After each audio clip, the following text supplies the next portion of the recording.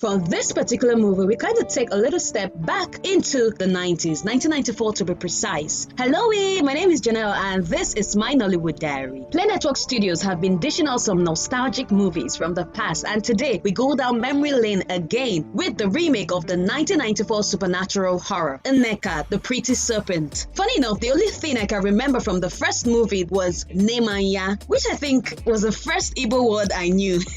Well, just after Rattlesnake, the Ahanna Story comes Nneka The Pretty Serpent. Do you think they can pull it off so soon?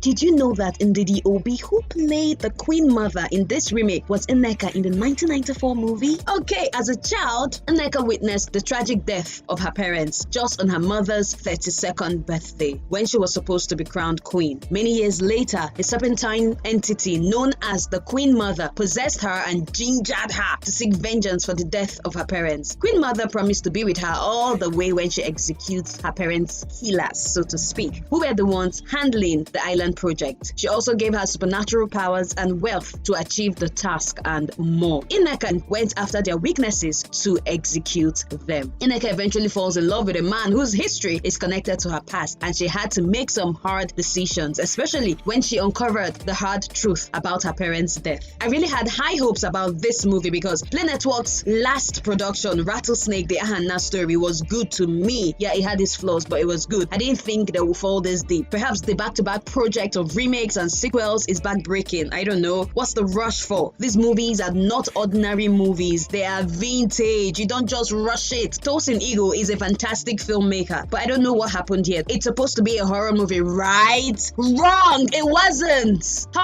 Yeah, the movie seemed kind of rushed. So for something that was about 2 hours or so long, they still managed to rush us. The way Nneka harnessed and got used to her powers without the curiosity to test it really tired me. It was like, let's continue. I already know my capabilities. Now, see that scene. Take a walk. That exact word is the replica from a scene from X-Men. But why now? I noticed that this studio keep reenacting scenes from different Hollywood movies, and they did that in this. Come on, you can be original for Pete's sake. There were scenes that I expected to climax, scenes that were supposed to be mad fun, but most of them just fell flat. They paid very little attention to details. I felt lost at some point, like I was in a maze, like there was something I was missing, and I felt the filmmakers wanted us to connect the dots ourselves without like ample gist to it. Things were not just connecting. I felt like I missed something, like a scene or so, but I was seated there all the while. Then how can a policeman die and no investigations were done, especially when the proof is glaring? Can someone please explain to me what crime did the Island Project people committed? The movie was a bit vague about that later on. Forgive me for this, any other spoiler I've given you. But at the final scene, after all we've been told, how did Nneka survive? How? I just don't get it. If I continue, some of you will just get angry and come and look for me, so I'll just pause here.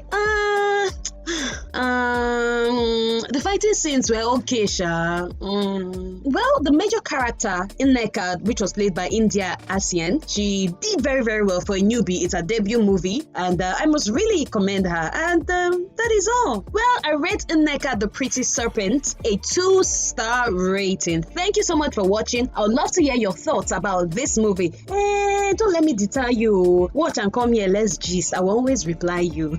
Don't forget to subscribe via mail and our socials to stay abreast on Nollywood movies and what not. Stay safe.